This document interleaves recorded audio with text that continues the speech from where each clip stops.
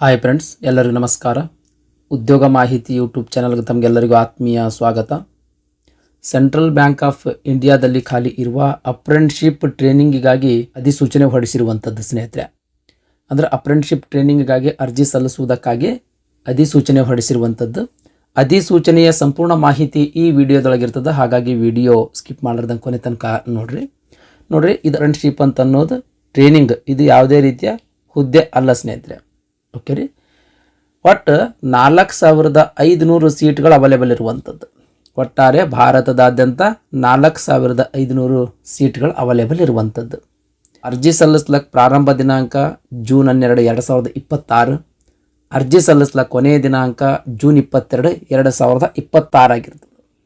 ಇನ್ನು ಈ ಅಪ್ರೆಂಟಿಸ್ಶಿಪ್ನದಲ್ಲಿ ಸ್ಪರ್ಧಾತ್ಮಕ ಪರೀಕ್ಷೆ ಮತ್ತು ಲೋಕಲ್ ಲ್ಯಾಂಗ್ವೇಜ್ ಟೆಸ್ಟ್ನ ಆಧಾರದ ಮೇಲೆ ನೇಮಕಾತಿ ಮಾಡ್ಕೊಳ್ತಾರೆ. ಆ ಸ್ಪರ್ಧಾತ್ಮಕ ಪರೀಕ್ಷೆ ಜುಲೈ 1st ವೀಕ್ನಲ್ಲಿ ನಡೆಸಲಾಗುವುದು ಅಂತ ಒಂದು ಟೆಂಟೇಟಿವ್ ಡೇಟನ್ನು ಕೊಟ್ಟಿರುವಂಥದ್ದು. 4500 ಸೀಟ್ಗಳಲ್ಲಿ ಕರ್ನಾಟಕ 105 ಸೀಟ್ಗಳು ಅವೈಲೇಬಲ್ ಇರುವಂಥದ್ದು. ನೆಕ್ಸ್ಟ್, ಈ ಅಪ್ರೆಂಟಿಸ್ಶಿಪ್ ಟ್ರೈನಿಂಗಿಗೆ ಮೊದಲು ನ್ಯಾಟ್ಸ್ ಪೋರ್ಟಲ್ದೊಳಗೆ ರಿಜಿಸ್ಟರ್ಡ್ ಮಾಡ್ಬೇಕು ಸ್ನೇಹಿತರೆ. NATS ಪೋರ್ಟಲ್ನಲ್ಲಿ ರಿಜಿಸ್ಟರ್ ಮಾಡಬೇಕು.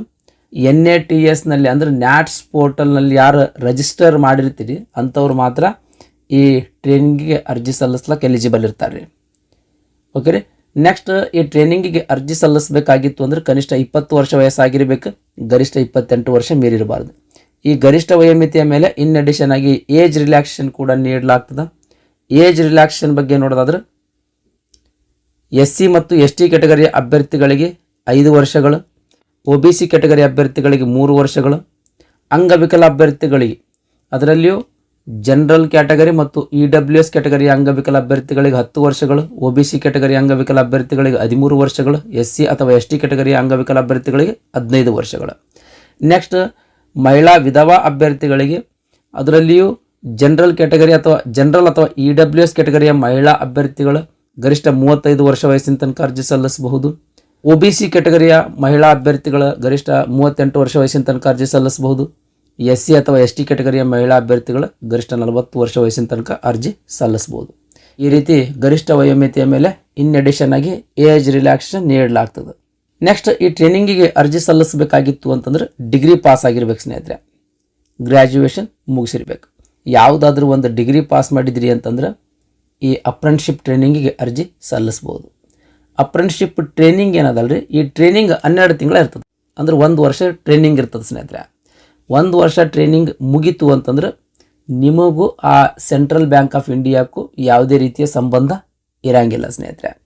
ಆಮೇಲೆ ಅಪ್ರೆಂಟಿಸ್ಶಿಪ್ ಮುಗಿದ ಮೇಲೆ ಒಂದು ಅಸೆಸ್ಮೆಂಟ್ ಟೆಸ್ಟ್ ಅಂತ ಇರ್ತದೆ.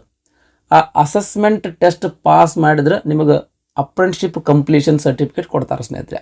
ಅಂದರೆ ಸೆಂಟ್ರಲ್ ಬ್ಯಾಂಕ್ ಆಫ್ ಇಂಡಿಯಾದಲ್ಲಿ ನೀವು ಅಪ್ರೆಂಟಿಸ್ಶಿಪ್ ಪೂರ್ಣಗೊಳಿಸಿದ್ದೀರಿ ಅಂತ ಒಂದು ಸರ್ಟಿಫಿಕೇಟ್ ಕೊಡ್ತಾರೆ. ಯೂಸ್ ಏನು? 2 ಥರದ್ದು ಯೂಸ್ ಅದ. ಇದಕ್ಕೆ ಯೂಸ್ ಏನು? ಇದರಿಂದ ಯೂಸ್ ಏನು ರೀ? ಅಪ್ರೆಂಟಿಸ್ಶಿಪ್ ಮಾಡೋದ್ರಿಂದ ಯೂಸ್ ಏನು ರೀ? ಫಸ್ಟ್ ಮಂತ್ಲಿ 15,000 ರೂಪಾಯಿ ಸ್ಟೈಪೆಂಡ್ ಅಂತ ಕೊಡ್ತಾರೆ. ತಿಂಗಳ 15,000 ರೂಪಾಯಿ ಸ್ಟೈಪೆಂಡ್ ಕೊಡ್ತಾರೆ. ಎರಡನೇದು, ಮುಂದೆ ಸೆಂಟ್ರಲ್ ಬ್ಯಾಂಕ್ ಆಫ್ ಇಂಡಿಯಾದಲ್ಲಿ ವೇಕೆನ್ಸಿ ಖಾಲಿ ಇದ್ದು ಅಧಿಸೂಚನೆ ಹೊರಡಿಸಿದ್ರು ಅಂತ ತಿಳ್ಕೊಳ್ಳಿ. ಆ ಸೆಂಟ್ರಲ್ ಬ್ಯಾಂಕ್ ಆಫ್ ಇಂಡಿಯಾದಲ್ಲಿ ಅಪ್ರೆಂಟಿಸ್ಶಿಪ್ ಕಂಪ್ಲೀಟ್ ಮಾಡಿರ್ತಕ್ಕಂಥ ಅಭ್ಯರ್ಥಿಗಳಿಗೆ ಇಂತಿಷ್ಟು % ಅಂತ ರಿಸರ್ವೇಷನ್ ಕೊಡ್ತಾರೆ. ಇಂತಿಷ್ಟು % ಅಂತ ಹುದ್ದೆಗಳ ಮೀಸಲಾತಿ ಕೊಡ್ತಾರೆ ಸ್ನೇಹಿತರೆ. ಓಕೆ ರೀ. ಇವೆರಡು ಬೆನಿಫಿಟ್ ನಿಮಗೆ ಸಿಗುವಂಥದ್ದು. ನೆಕ್ಸ್ಟ್, ಸೆಲೆಕ್ಷನ್ ಯಾವ ರೀತಿ ಮಾಡ್ಕೊಳ್ತಾರೆ ಅಂತ ಅನ್ನೋದ್ರ ಬಗ್ಗೆ ನೋಡೋದಾದ್ರೆ ಸ್ಪರ್ಧಾತ್ಮಕ ಪರೀಕ್ಷೆ ಮತ್ತು ಲೋಕಲ್ ಲ್ಯಾಂಗ್ವೇಜ್ ಟೆಸ್ಟ್ನ ಆಧಾರದ ಮೇಲೆ ನೇಮಕಾತಿ ಮಾಡ್ಕೊಳ್ತಾರೆ. ಸ್ಪರ್ಧಾತ್ಮಕ ಪರೀಕ್ಷೆ ಬಗ್ಗೆ ನೋಡೋದಾದ್ರೆ ಅಂದ್ರೆ ಆನ್ಲೈನ್ ಎಕ್ಸಾಮಿನೇಷನ್ ಬಗ್ಗೆ ನೋಡೋದಾದ್ರೆ 100 ಮಾರ್ಕ್ಸಿಂದ ಎಕ್ಸಾಮ್ ಇರ್ತದೆ. ಈ ಎಕ್ಸಾಮ್ದೊಳಗೆ ಆಬ್ಜೆಕ್ಟಿವ್ ಟೈಪ್ ಕ್ವಶನ್ಸ್ಗಳಿರ್ತಾವೆ. ಅಂದ್ರೆ ಕ್ವಶನ್ ಪೇಪರ್ ಯಾವ ಇರ್ತದೆ ರೀ? MCQ ಕ್ವಶನ್ ಪೇಪರ್ ಇರುವಂಥದ್ದು. 100 ಪ್ರಶ್ನೆಗಳಿರ್ತಾವೆ. ಪ್ರತಿ ಪ್ರಶ್ನೆಗೆ 1 ಅಂಕ ಅಂತ ನಿಗದಿಪಡಿಸಿದ್ರೆ 100 ಮಾರ್ಕ್ಸಿಂದ ಎಕ್ಸಾಮಿನೇಷನ್ ಇರುವಂಥದ್ದು.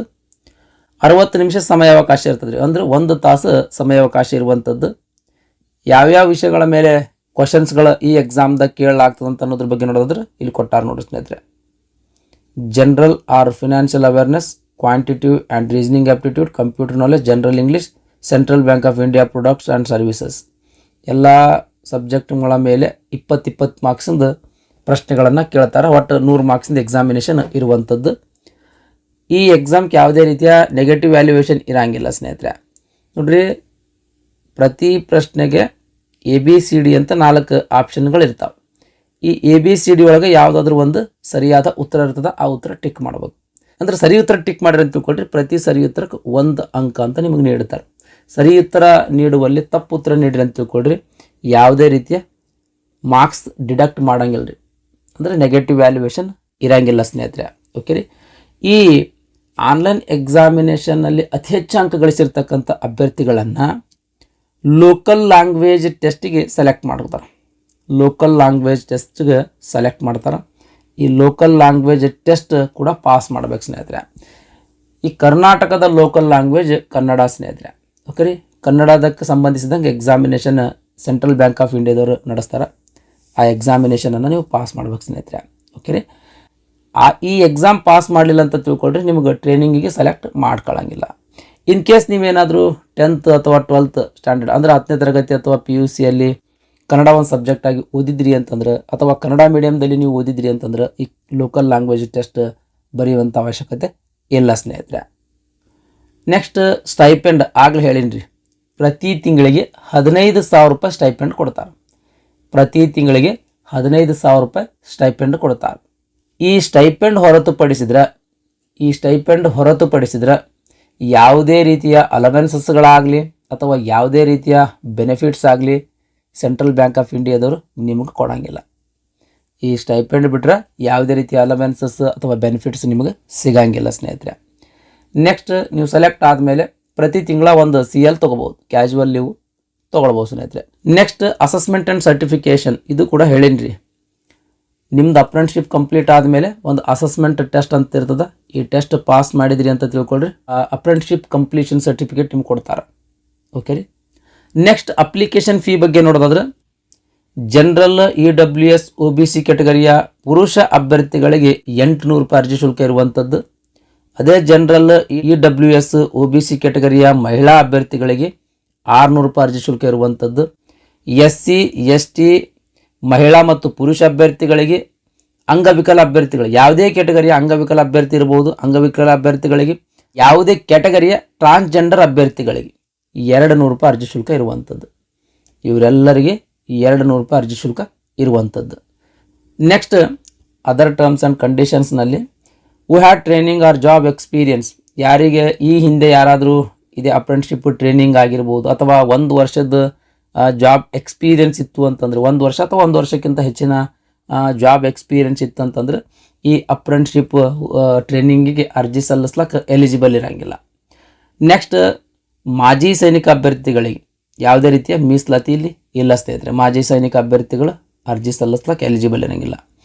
ನೋಡಿರಿ, ಅಪ್ರೆಂಟಿಸ್ಶಿಪ್ಗೆ ಸೆಲೆಕ್ಟ್ ಆದಮೇಲೆ ನಿಮಗೆ ಟ್ರೈನಿ ಅಂತ ಕನ್ಸಿಡರ್ ಮಾಡ್ತಾರೆ, ಎಂಪ್ಲಾಯಿ ಅಂತ ಕನ್ಸಿಡರ್ ಮಾಡೋಂಗಿಲ್ಲ ಅಥವಾ ವರ್ಕರ್ ಅಂತ ಕನ್ಸಿಡರ್ ಮಾಡೋಂಗಿಲ್ಲ, ಜಸ್ಟ್ ಟ್ರೈನಿ ಅಂತ ಕನ್ಸಿಡರ್ ಮಾಡ್ತಾರೆ. ನೆಕ್ಸ್ಟ್ ಅಪ್ಲಿಕೇಶನ್ ಹ್ಯಾಂಗೆ ಸಲ್ಲಿಸ್ಬೇಕು, ಅರ್ಜಿ ಹ್ಯಾಂಗೆ ಸಲ್ಲಿಸ್ಬೇಕಂತ ಗೈಡ್ಲೈನ್ಸ್ ಕೊಟ್ಟರು ಸ್ನೇಹಿತರೆ.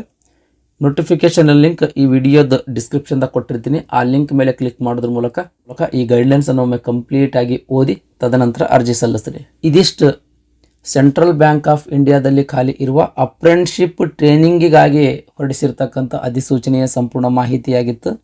ಈ ವಿಡಿಯೋ ನಿಮಗೆ ಇಷ್ಟ ಆಗಿತ್ತು ಅಂದರೆ ದಯಮಾಡಿ ಲೈಕ್ ಬಟನ್ ಮೇಲೆ ಪ್ರೆಸ್ ಮಾಡಿರಿ. ಅದೇ ರೀತಿ ನಿಮ್ಮ ಫ್ರೆಂಡ್ಸರಿಗೂ ಕೂಡ ಶೇರ್ ಮಾಡಿ ಅಂತ ವಿನಂತಿಸಿಕೊಳ್ಳುತ್ತಾ ಇವತ್ತಿನ ವಿಡಿಯೋ ಮುಗಿಸ್ತಾ ಇದ್ದೀನಿ. ಧನ್ಯವಾದಗಳು.